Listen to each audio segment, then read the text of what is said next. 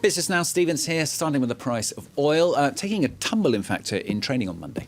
Oil prices had been hovering around $50 a barrel since May, but fears of oversupply in the market have returned after new figures on production in the United States showed an increase in the number of rigs that were coming online. Now, that sent prices tumbling by around 2% yesterday, bringing the WTI index down to around $43 and Brent crude down to under $45. You can see we're seeing a little bit of recovery today in oil prices, but still remaining near those lows. The prices now, though, still much above the lows of under $30 we saw in January, nonetheless showing the recent rally may not be very solid. Let's have a look at the stock markets then.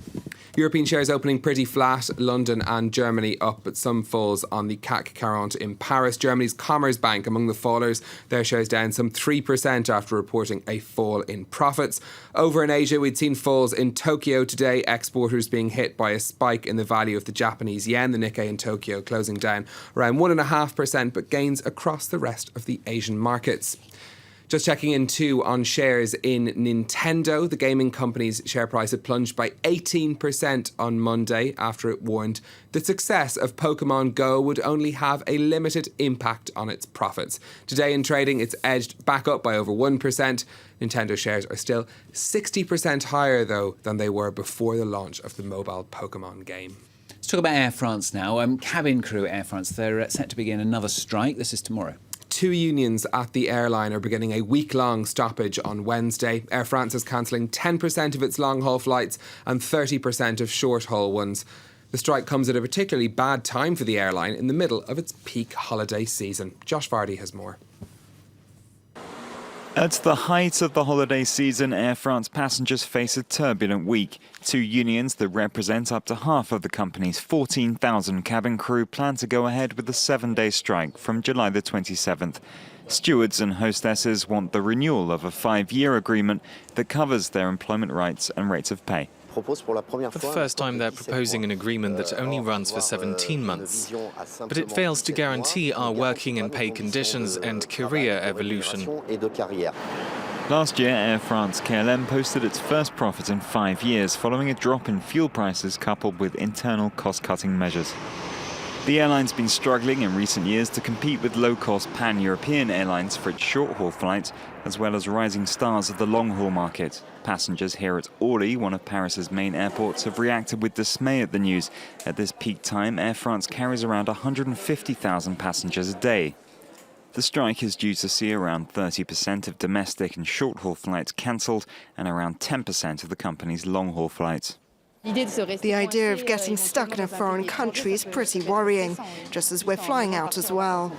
It's a big shame because once again it happens during the holidays and it hurts everybody. Past strikes have hit Air France's profits hard. Pilots' decision to walk off the job for 4 days this June cost the company an estimated €20 million. A couple more pieces of companies news for you now. The brewer AB InBev has raised its offer for rival SAB Miller to compensate for the fall in value of sterling since the Brexit vote. SAB Miller shareholders will now get £45 a share instead of previously £44. The mega merger of brewers has already been approved by regulators in the United States, Europe and South Africa. And the oil company BP's earnings have missed expectations as the firm remains under pressure from low oil prices. Adjusted net income for the 3 months to the end of June was $720 million. That's well below what was forecast, but an improvement on the previous 3 months. BP has gone through 6 years of cost cutting as oil prices have fallen.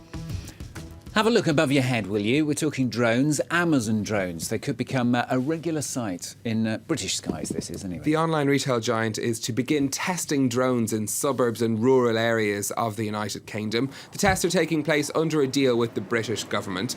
It's the first time that Amazon's being allowed to operate its drones outside of the pilot's line of sight. The company's Prime Air drone program has been working on air deliveries since 2013, but has been facing regulatory issues all over, really, as try to develop that. Interestingly, Britain's Royal Mail is also said to be considering using drones for deliveries in remote areas, so it could catch on. Yeah, you never know. We could bring the viewers news by drone. Why not? Stephen off France 24.